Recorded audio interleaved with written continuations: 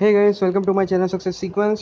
दोस्तों, कल के वीडियो के एंड में मैंने आपको बताया था कि मैंने लुपिन में एक ट्रेड लिया था जिसमें मैंने 1200 का कॉल ऑप्शन 5 रुपये के आस परचेज़ किया था और 8 रुपये के आसपास उसको मैंने बेच दिया था। 8 रुपये 10 पैसे पे बेचा था, 5 रुपये में परचेज़ किया था, तो 2000 रुपये का इन्वेस्टमेंट था और ऑलमोस्ट 3200 रुपये के आसपास उसको मैंने बेचा। मतलब आठ आठ चौक 32, हाँ 3200 रुपये के आसपास उसको बेचा। तो मोटा मोटा 60%, 60% रिटर्न उसमें हमने लिया है। और देखने जाए तो एक दिन ही हमने इसको होल्ड किया है, ज़्यादा होल्ड भी नहीं किया है। तो और वो भी परचेज़ भी डे के एंड में किया था और नेक्स्ट डे सुबह करीबन आधे घंटे 1.5 घंटे के आसपास हमने 1-1.5 घंटे के आसपास उसको तुरंत निकाल दिया था। हालांकि उसके बाद उसने 9 रुपये 90 का हाई भी बनाया था, बट हम 8 रुपये 10 पैसे पे निकल गए थे। और स्टॉक्स में मेरे जो ट्रेड है, मैं अपने सब्सक्राइबर जो मेरे साथ व्हाट्सएप पे भी जुड़े हुए हैं उनके साथ मैं शेयर नहीं करता। और उसका सिंपल रीज़न ये है कि उसमें लॉट साइज़ ज़्यादा है और मेरे साथ जो एवरेज सब्सक्राइबर जुड़े हुए हैं उनकी कैपिटल काफ़ी लो है, तो 10-15 हज़ार में वो ट्रेड करते हैं। तो 400 का लॉट अगर लेते हैं और थोड़ी बहुत वॉलेटिलिटी आ जाती है और चीज़ें हमारे फेवर में नहीं रहती, तो हो सकता है कि लॉस भी हो जाए। तो चूँकि अभी मैं स्टॉक्स में एक डिफरेंट स्ट्रेटेजी एक्सप्लोर कर रहा हूँ जिसमें मुझे लगता है कि काफ़ी हद तक अच्छे रिटर्न्स मिल सकते हैं। तो अभी वो टेस्टिंग फेज़ में है, तो जैसे ही वो करेक्टली इम्प्लीमेंट हो जाएगी, मैं वो भी अपने सब्सक्राइबर के साथ शेयर करना चालू कर दूँगा। लेकिन लुपिन का ट्रेड मैं आपके साथ इसीलिए शेयर करना चाहता हूँ कि ये जो है ये काफ़ी अच्छा, सीखने के लिए काफ़ी अच्छा ट्रेड था, सेफ ट्रेड था। और 2000 रुपये का रिस्क था, लेकिन इसमें रिटर्न्स के चांसेस काफ़ी स्ट्रॉन्ग थे। मैं आपको बताऊंगा कि कैसे हमने इसको मार्केट के एंड के आसपास परचेज़ किया, क्यों मार्केट के एंड में परचेज़ किया, कैसे हमने 1200 का ही इसको टारगेट माना और कैसे 1200 के आसपास आते ही हमने इसको बेच दिया और क्यों बेचा, उसके सारे रीज़न मैं आपको पूरी सारी एकदम जो भी सारी डिटेल मैंने इसमें कंसिडर करी थी, मैं सारी चीज़ें आप इस वीडियो में आपके साथ में शेयर करने वाला हूँ। आगे मैंने और भी वीडियोस बनाए हैं जिसमें मैंने स्पेसिफिकली कैंडलस्टिक को देख के कैसे आप स्टॉप लॉस और टारगेट डिसाइड कर सकते हैं, उसके बारे में मैंने वीडियो बनाया था। तो वो भी काफ़ी हेल्पफुल रहेगा। तो करते क्या है कि जब भी हम कोई ट्रेड लेते हैं तो सारी चीज़ों को होलिस्टिकली एनालाइज करके ही हम ट्रेड लेते हैं। तो जैसे मैंने एक कैंडलस्टिक वाला जिसकी मैं बात कर रहा हूँ वीडियो बनाया था, जिसमें मैंने बताया था कि कैसे कैंडलस्टिक को देख के आप ट्रेड ले सकते हैं, स्टॉप लॉस और टारगेट आप बना सकते हैं। वैसे ही आरएसआई का भी रहता है एक पूरा स्ट्रेटेजी, मैकडी का भी एक पूरा स्ट्रेटेजी रहता है, मूविंग एवरेज का भी स्ट्रेटेजी रहता है, ऑप्शन एक्टिविटी रेंज का भी स्ट्रेटेजी रहता है। ऑप्शन एक्टिविटी रेंज में एक पर्टिकुलर मूवमेंट आती है जिसमें डोमिनेशन फैक्टर जो है, मतलब कि प्लेयर्स अगर कोई पर्टिकुलर पोजीशन बना रहे हैं उसके कारण प्राइजेस में क्या चेंज आ रहा है, वो सर्टेन पीरियड तक कंटिन्यू रहता है। तो उसमें आप एक high probability trades moving average के आसपास अगर सपोर्टिंग रेंज में चल रहा है तो काफ़ी बहुत ही कम रिस्क के साथ एक आप अच्छा खासा प्रॉफिट के लिए आप एम बना के चल सकते हैं। वो सारी चीज़ें मैं आपके साथ डिटेल में शेयर करूँगा, लेकिन इस वीडियो में हम सोनली फोकस करेंगे कि कैसे simply based on moving averages, जो मेरा बुलिश क्रॉस ओवर वाला कॉन्सेप्ट है, उसको कंसिडर करके आप एक सेफ ट्रेड ले सकते थे। और डेफिनेटली हमने जो रिटर्न आप मैंने बनाया था वैसा अगर आपको ऐसी चीज़ें आपको और भी कहीं दिखती है तो आप डेफिनेटली एक बार इसमें, अगर आपकी रिस्क लेने की कैपेसिटी है, तो ऊपर के लेवल पे, मतलब out of the money call option, दूर के काफ़ी कॉल ऑप्शन को आप परचेज करके बहुत ही कम रिस्क पे आप एक डेफिनेटली अच्छा प्रॉफिट बना सकते हैं। जैसे हमने इसमें 60% का 60% का प्रॉफिट बनाया एक दिन ही इसको होल्ड करके, और वो भी मार्केट के एंड में क्लोज किया था। तो चलिए दोस्तों, शुरू करते हैं, एक एक करके चीज़ों को समझने की कोशिश करेंगे। सबसे पहले ये सारी जो मूविंग एवरेजेस दिख रही है वो सारी फिबोनाची मूविंग एवरेजेस है। और इसमें रहता क्या है कि अगर प्राइजेस फिबोनाची मूविंग एवरेजेस के ऊपर ट्रेड करती हैं तो जो इमिडिएटली लोअर वाली जो मूविंग एवरेज है वो उसका सपोर्ट का काम करती है। अगर वो नीचे ट्रेड करती है तो इमिडिएटली ऊपर वाली जो मूविंग एवरेज है वो उसका रेजिस्टेंस का काम करती है। अब इसमें भी काफ़ी सारे परम्यूटेशन कॉम्बिनेशन बन सकते हैं कि कौन सी मूविंग एवरेज इमिडिएटली ऊपर है, इमिडिएटली नीचे है। मान लीजिए 8 डेज़ है, 13 डेज़ है, 21 डेज़ है, 34, 55, बहुत सारी चीज़ें हैं। तो हर एक मूविंग एवरेज का एक अपना सिग्निफिकेंस होता है जो दर्शाता है कि कैसे इसमें चीज़ें इंटरप्रेट हो सकती है। तो बात करते हैं पर्टिकुलरली लुपिन की। आप देख सकते हैं कि सारी मूविंग एवरेज इसके नीचे ट्रेड कर रहा था। जस्ट आप उसको बहुत ही थोड़े दिन की, अगर आप अप्रैल से लेके आप इसको होल्ड देखना चालू करेंगे तो आपको दिख जाएगा कि इस लेवल पे रेजिस्टेंस था, फिर वो नीचे आया वापस।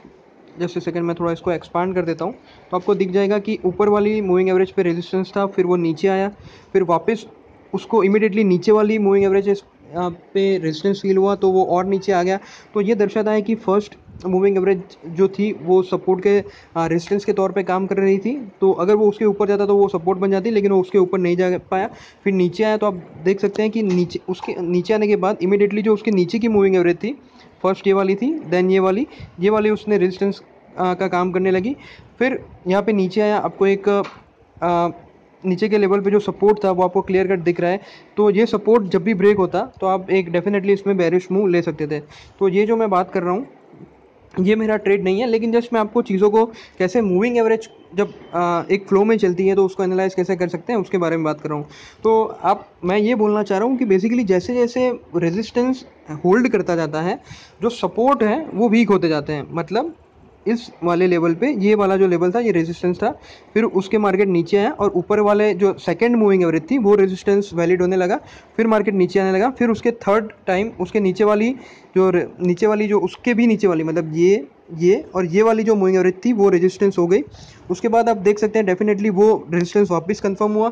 फिर मार्केट ने ऊपर ब्रेक करने का ट्राई किया, लेकिन वो वाला रेजिस्टेंस भी होल्ड करा। फिर मार्केट यहाँ पे आया, उसने वापस अपनी ये वाली जो आपको स्काई कलर की मूविंग एवरेज दिख रही है उसको ब्रेक करने की कोशिश करी। मार्केट उसको सस्टेन नहीं कर पाया, लेकिन उसने एक अपना इंपॉर्टेंट सपोर्ट पे ही उसने होल्ड करा। लेकिन इस दौरान अगर आप यहाँ पे देखें तो मार्केट ने बेरिश, मतलब मैकडी ने बेरिश क्रॉस ओवर जनरेट कर दिया था। तो आप समझ जाते हैं कि यहाँ से मार्केट नीचे जा सकता है। बेरिश क्रॉस ओवर भी जनरेट कर दिया था और यहाँ पे मूविंग एवरेजेस ने भी बेरिश क्रॉस ओवर जनरेट कर दिया था। तो आप क्या कर सकते थे, मार्केट अगर आप देख सकते हैं कि नेक्स्ट डे तो मार्केट काफ़ी नीचे ही खुला था, लेकिन अगर आप इसमें ट्रेड लेना चाहते तो आप क्या कर सकते थे कि मार्केट जैसे ही अपने ये जो इंपॉर्टेंट सपोर्ट लेवल था 1405 के आसपास ट्रेड करता और उससे थोड़ा बहुत नीचे जाता, तो आप डेफिनेटली 1405 को स्टॉप लॉस मान के आप नीचे के लेवल के लिए आप एम कर सकते थे। तो पैसे करके आप इसमें एक ट्रेड ले सकते थे और आरएसआई को आप सपोर्ट मान के इसमें टारगेट और स्टॉप लॉस आप उस हिसाब से सेट कर सकते थे। उसके लिए मैंने पूरा सेपरेट वीडियो बनाया है। तो ये मैंने आपको बैकग्राउंड दे दिया कि कैसे मूविंग एवरेजेस का जो लेवल है, जो रेजिस्टेंस है, उसको आप देख के आप फील ले सकते हैं कि भाई इसमें सेलिंग है तो ये नीचे आएगा। तो ये जस्ट मैंने आपको बता दिया। उसके बाद अगर आप देखेंगे तो कंटिन्यूसली ये अपनी जो रेड आपको लाइन दिख रही है that is 8 days exponential moving average, उसका वो रेजिस्टेंस बनता रहा, मार्केट नीचे आता रहा। वापस उसने ऊपर आने की कोशिश करी, लेकिन जो उसकी 21 डेज़ की एक्सपोनेंशियल मूविंग एवरेज थी जो आगे भी उसको ट्रबल कर रही थी, वापस उसने वहाँ पे ट्रबल किया। आप देख सकते हैं आरएसआई का, अगर आप देखेंगे यहाँ पे तो आपको आरएसआई का रेजिस्टेंस भी दिख जाएगा।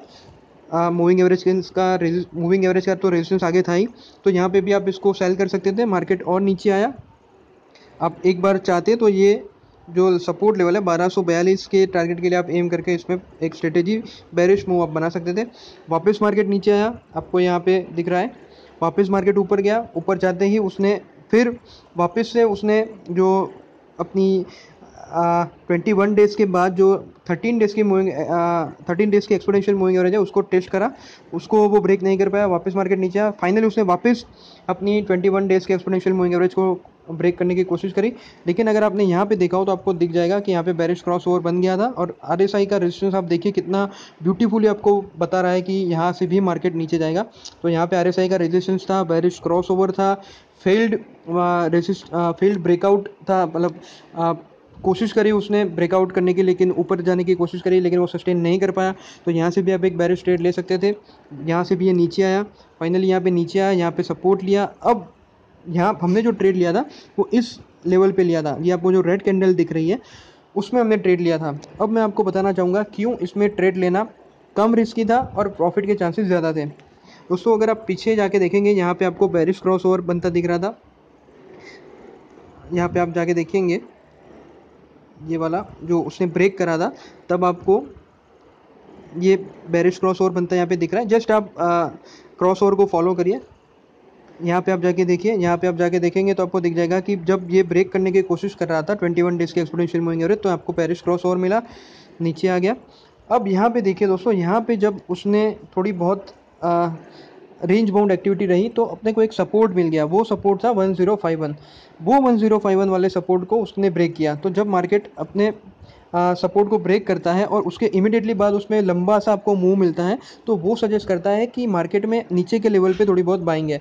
दूसरा, अगर आपको कंफर्मेशन देखना तो आप देख सकते थे कि एक चॉपीनेस थी और 1068 था, वो एक इमीडिएट रेजिस्टेंस था, उसको मार्केट ने ब्रेक कर दिया और मार्केट फिर 13 डेज़ के एक्सपोनेंशियल मूविंग एवरेज के ऊपर एक बार जाने की कोशिश कर रहा था और यहाँ से मार्केट कहीं जा सकता था। अब यहाँ से आपने को जो प्रिडिक्ट करना था, वो हमारा जो मूविंग एवरेज का एनालिसिस है वो हमें हेल्प करेगा इसको समझने के लिए। यहाँ पे आप देखेंगे तो आपको ये जो लंबा वाला बड़ा सा आपको ग्रीन कैंडल दिख रहा है, उसके बाद आपको यहाँ पे एक बुलिश क्रॉस ओवर मिला। यहाँ पे अगर आप देखोगे तो यहाँ पे ऊपर के लेवल पे मार्केट ने अपनी वापस 21 डेज़ की एक्सपोनेंशियल मूविंग एवरेज को टेस्ट किया, वापस नीचे आ गया, लेकिन देखिए नीचे के लेवल पे आपको रिजेक्शन दिख रहा है, मतलब लोअर प्राइसेस रिजेक्ट हुई, दैट इज़ बुलिश। मार्केट ने क्लोज हुआ अपने जो 13 डेज़ की एक्सपोनेंशियल मूविंग एवरेज है उसका सपोर्ट लेके क्लोज हुआ, तो ये भी एक अच्छी बात है। आप देखेंगे RSI का जो रेजिस्टेंस था वो अभी भी प्रिवेल कर रहा था, लेकिन इस लेवल पे थोड़े हमारे पास रूम था कि मार्केट थोड़ा बहुत ऊपर जा सकता है। और चूंकि नीचे बुलिश क्रॉस ओवर बना था और इतने लंबे टाइम के कंजेस्शन के बाद अगर बुलिश क्रॉस ओवर बनता है तो वो काफ़ी वैलिड रहता है। RSI में भी देखें तो आप रेजिस्टेंस का जो लेवल था, ये वाली टॉप को अगर आप देखें तो वो भी उस टाइम पे ये थोड़ा नीचे था, तो हमारे पास उसमें भी रूम था। तो बेसिकली RSI और मैकडी में रेजिस्टेंस की ओर जाने के लिए हमारे पास थोड़ा मूव था। नीचे बुलिश क्रॉस ओवर बना था, सपोर्ट ने होल्ड किया था, रेजिस्टेंस ने ब्रेकआउट किया था, मार्केट ने 13 डेज़ के एक्सपोनेंशियल मूविंग एवरेज पे सपोर्ट लिया था, नीचे के लेवल पे आपको लोअर प्राइसेस रिजेक्शन आपको रजिस्टर हुआ था। रेड लाइन है वो थोड़ी बहुत ऊपर की तरफ टिल्ट होती दिख रही थी, वो भी एक अच्छी बात है, वो भी दर्शाती है कि मार्केट में ऊपर के लेवल पे बुलिश क्रॉस ओवर बन सकता है। इतनी सारी चीज़ों के बाद हमने फाइनली क्या देखा, option activity range. Option activity range में हमें नीचे के लेवल पे बाइंग होती हुई दिखी और 1200 का जो कॉल ऑप्शन था उसमें भी बाइंग होती दिखी, मतलब कॉल परचेज हो रहे थे और पुट राइट हो रहे थे, मतलब नीचे के लेवल पे सपोर्ट था, फ्रेश बुलिश पोजीशन भी ऊपर के लेवल पे बन रही थी। तो इतनी सारी चीज़ें कंफर्म करने के बाद हमने फाइनली क्या किया, मार्केट ने जब 13 डेज़ की एक्सपोनेंट मतलब इस दिन जब मार्केट क्लोज हो रहा था तो हमने देखा कि मार्केट उसके जो 13 दिन की एक्सपोनेंशियल मूविंग एवरेज है उसके सपोर्ट में क्लोज हो रहा है, नीचे के लेवल पे प्राइसेस रिजेक्ट हुई थी, तो हमने यहाँ पे 1200 का कॉल ऑप्शन बाय कर लिया। अब आप पूछेंगे कि 1200 का कॉल ऑप्शन क्यों बाय किया, आप कोई भी कॉल ऑप्शन बाय कर सकते थे। तो दोस्तों, जब आप ऑप्शन एक्टिविटी रेंज को चेक करते हैं और आप चीज़ों को एनालाइज करते हैं तो आपको पता चलता है कि कहाँ पे ज़्यादा बुलिश मूव बन रहा है और जो ओपन इंटरेस्ट जनरेट होता है उसका डोमिनेशन कहाँ पे सबसे ज़्यादा है। तो वो डोमिनेशन जो सबसे ज़्यादा था वो 1200 की कॉल पे सबसे ज़्यादा था। मतलब मैं ये बोलना चाह रहा हूँ कि 1200 में नई पोजीशन बनने के कारण प्राइस में जो चेंज हुआ था उसके सामने पुट में पुट राइटिंग होने के कारण प्राइस में जो डेप्रिसिएशन हुआ था, उन सबको अगर आप जोड़ के देखें तो ये बाकी सारे जो पोजीशन थी उसके मुकाबले यहाँ पे प्राइजेस ज़्यादा इम्पैक्ट हो रही थी। तो इसके कारण यहाँ पे एक मूव 1200 वाला जो कॉल ऑप्शन था वो लेना थोड़ा प्रेफरेबल था। तो हमने 1200 का कॉल ऑप्शन इस दिन क्लोज पे ले लिया। दूसरे दिन आप देख सकते हैं मार्केट नीचे के लेवल पे ओपन हुआ, तो हमारा जो स्टॉप लॉस था वो उसका एग्जैक्टली उसने जो नीचे के लेवल पे विक बनाई थी, नीचे के लेवल के टेल का जो लो था, मतलब उसका ये वाली कैंडल का जो लो था वो हमारा स्टॉप लॉस था, तो उसको पकड़ के हम चल रहे थे। तो आप देख सकते हैं कि मार्केट उसके क्लोज के आसपास ओपन हुआ, उसने अच्छा खासा ऊपर की तरफ का मुंह बनाया, हम फाइनली निकल गए थे यहाँ पे। अब यहाँ पे क्यों निकल गए उसका भी मैं आपको रीज़न बता देता हूँ। ये वाला जो लेवल था यहाँ पे आपको दिख रहा है कि यहाँ से मार्केट ने नीचे की तरफ का रुख लिया था, तो यहाँ पे प्राइसेस रिजेक्ट हुई थी। यहाँ पे कैंडल ग्रीन कैंडल दिख रही है, यहाँ से मार्केट ऊपर नहीं जा पाया था। यहाँ पे आपको दिख रहा है कि कैंडल का रेजिस्टेंस था, यहाँ से मार्केट नीचे की तरफ गया था, तो यहाँ पे जब ओपन हुआ था तब नीचे की तरफ गया था। तो ये सारी रीज़न के कारण हमने सेफ साइड क्या किया कि जब मार्केट इस लेवल पे आया 1130 के आसपास के लेवल पे हमने प्रॉफिट बुक कर लिया, और वो बहुत ही जल्दी 1-1.5 घंटे में ही, जैसे मार्केट ओपन हुआ 1-1.5 घंटा भी नहीं, मैं मतलब 40-45 मिनट्स के आसपास ही आ गया था, तो हमने इसको बेच दिया और हमने हमारा प्रॉफिट बुक कर लिया। फिर और चीज़ मैं आपको बताना चाहूँगा क्यों हमने बेचा, तो RSI का रेजिस्टेंस भी अब नियर आ गया था, आप देख सकते हैं, सॉरी ये मैकडी का रेजिस्टेंस भी आपको दिख रहा है नियर आ गया था, और RSI का रेजिस्टेंस भी यहाँ से नियर आपको दिख रहा है। हालांकि RSI ऊपर की तरफ ब्रेकआउट हो रही है, तो इसमें आप फर्दर अप मूव भी देख सकते हैं, क्योंकि बुलिश क्रॉस ओवर भी नीचे के लेवल पे बना हुआ है, स्ट्रॉन्ग सपोर्ट है। तो अब मार्केट अब ये लुपिन का स्टॉक जो है वो कितना भी ऊपर जाए, हमने जो हमारा हाई प्रोबेबिलिटी ट्रेड था वो ले लिया था। लोग बोलते हैं कि सर आप 400 का मतलब एक लॉट लेके अगर आपने ₹5 में लिया था, ₹8.10 तो ₹3 का प्रॉफिट था। तो इसमें क्या होगा? इसमें तो कुछ हो नहीं पाएगा। तो दोस्तों, एक बार आपकी स्ट्रेटेजीज कंफर्म हो जाए, एक बार आपको पता चल जाए कि कौन कौन सी चीज़ों को कंफर्म करना है और उसके बाद आपको मूव लेना है। जैसे कि आपने देखा, हमने काफ़ी सारी चीज़ें कंफर्म करी, उसके बाद हमने मूव लिया। तो आपको खाली लॉट डबल या ट्रिपल या जो भी आप करना चाहें उतना ही आपको एफर्ट लेना है। लेकिन स्टार्टिंग में आपको थोड़ा ग्रेडी नहीं होना है और आपको अपनी स्ट्रेटेजीज़ को कंफर्म करना है। क्योंकि क्या हो जाएगा कि मान लीजिए यहाँ पे हमने अग्रेसिव ट्रेड लिया होता, तो क्या होता कि हम थोड़े गलत हो जाते, या तो हो सकता था कि मार्केट काफ़ी नीचे भी ओपन हो सकता था। तो अगर आपने ज़्यादा लॉट लिए होते तो नेचुरली आपको ज़्यादा नुकसान होता, कम लॉट लिए होते तो आपको कम नुकसान होता। तो हम क्या कोशिश कर रहे हैं कि ऐसे काफ़ी, और उसके बाद मैंने एक और स्ट्रेटेजी भी बनाई है जो भी अंडर टेस्टिंग है। तो आपका पर्पस क्या होना चाहिए? आपको मार्केट को ऑब्जर्व ज़्यादा करना है और ट्रेड कम करना है। आपको ट्रेड तभी करना है जब आपको लगे कि मेरा जो रिस्क है वो कम है और उसके मुकाबले जो रिस्क लेके मुझे प्रॉफिट मिलना है वो ज़्यादा है। दोस्तों, ये बहुत ही इंपॉर्टेंट चीज़ है और काफ़ी सारे लोग इसको समझ नहीं पाते। आपको तभी मार्केट में ट्रेड करना है जब आपका रिस्क के मुकाबले आपका प्रॉफिट हो एटलीस्ट डबल या ट्रिपल हो। तो उससे क्या होगा कि मान लीजिए आपने 2 ट्रेड भी लिए या तो 3 ट्रेड लिए, तो एक ट्रेड आपका गलत गया, मान लीजिए 2 ट्रेड आपके गलत गए, आपका एक ट्रेड सही गया, तो मान लीजिए एक 2 ट्रेड में आपने कुछ 4-5 पॉइंट गंवाए, तो 5 और एक लॉट आपने ट्रेड किया था तो 10 पॉइंट का आपको 2 लॉट में नुकसान हुआ। लेकिन दूसरे लॉट में अगर आप 20-30 पॉइंट आप कमा पाते हैं, या एटलीस्ट अगर आपको ब्रेक इवन करना है तो आप अपने जो नुकसान है उसके आसपास कवर कर देते हैं, तो आपको नो प्रॉफिट नो लॉस में आप आ जाएंगे। बेसिकली मेरा बोलने का मतलब ये है कि आपको पहले तो मार्केट को स्टडी करना पड़ेगा, आपको ऑब्जर्व करना पड़ेगा, आपको उसके इंपॉर्टेंट लेवल्स को आइडेंटिफाई करना पड़ेगा। फिर ये जो मेरा एनालिसिस है, अगर आप चाहें तो आप उसको यूज़ कर सकते हैं, और आप अपना खुद का एनालिसिस भी अगर आप कहें तो उसको भी इसके साथ जोड़ के देख सकते हैं। हाई रिस्क नहीं लेना है, लो रिस्क नहीं लेना है, रिस्क के मुकाबले रिवार्ड बेटर हो, रिस्क रिवार्ड रेशियो प्रेफरेबल हो, वैसे वाले ट्रेड हमको लेने हैं। और हमारी कोशिश ये रहनी चाहिए कि जैसे ही हम ट्रेड लें, हम तुरंत, मतलब वॉलेटिलिटी का भी जो आपका प्रिडिक्शन है वो भी ठीक रहना चाहिए। तो ये सारी चीज़ों को कंसिडर करके अगर आप ट्रेड लेते हैं तो मैं मतलब कॉन्फिडेंट हूँ कि आपका जब भी लॉस होगा तो कम होगा और प्रॉफिट होगा तो ज़्यादा होगा। और अल्टीमेटली मार्केट की सक्सेस इसी से गवर्न होती है कि आप कितने ट्रेड्स लेते हैं, पर ट्रेड आपका क्या लॉस रहता है और पर ट्रेड आपका क्या प्रॉफिट रहता है, और दोनों को सब आप जोड़ते हैं, सारी चीज़ों को फाइनल आप टैली करते हैं, तो जो आपका नेट प्रॉफिट आता है वो इंपॉर्टेंट चीज़ है। 50% एक्यूरेसी के साथ काम करिए, 60% के साथ काम करिए, उससे कोई फ़र्क नहीं पड़ता है। अगर आप एक्यूरेसी इंप्रूव कर पाते हैं तो वो बहुत ही अच्छी बात है, लेकिन अगर आप अपने लॉस को रिस्ट्रिक्ट कर पाएँ तो वो बहुत ही आपके लिए बेटर रहेगा। क्योंकि जब भी आप पैसा गंवाएंगे तो पैसा कम जाएगा, लेकिन जब भी पैसा बनेगा तो अच्छा खासा पैसा बनेगा। लेकिन इसके लिए क्या करना पड़ेगा? चीज़ों को एनालाइज करना पड़ेगा, ऑब्जर्व करना पड़ेगा, और ग्रीडी नहीं होना है। आपको एक एक लॉट के साथ आराम से काम करते जाइए। जब आपको लगे कि नहीं, मैं इसमें काफ़ी कंफर्टेबल हो चुका हूँ, तब आप इसमें फिर हाई रिस्क, मतलब आप अपना जो कैपिटल है उसको थोड़ा रिस्क पे रख के आप ट्रेड ले सकते हैं।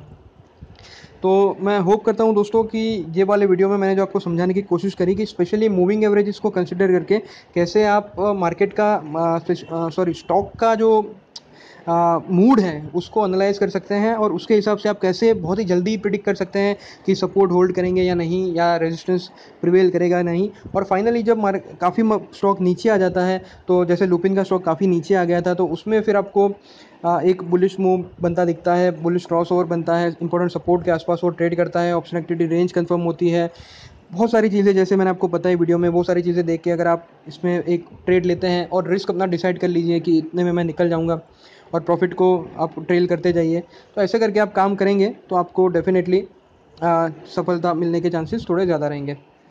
तो चलिए दोस्तों, आज के वीडियो में बस इतना ही। अगर आपको वीडियो पसंद आए तो लाइक ज़रूर करिए, सब्सक्राइब करिए और बेल आइकन दबाइए, ताकि जो भी मैं वीडियो बनाऊं आपको डेफिनेटली तुरंत उसका अपडेट आ जाए और आप उसको कभी भी मिस ना कर पाए। और शेयर करिए अपने रिलेटिव्स के साथ, फ्रेंड्स के साथ, जिसको भी नई नई चीज़ें सीखने में इंटरेस्ट है।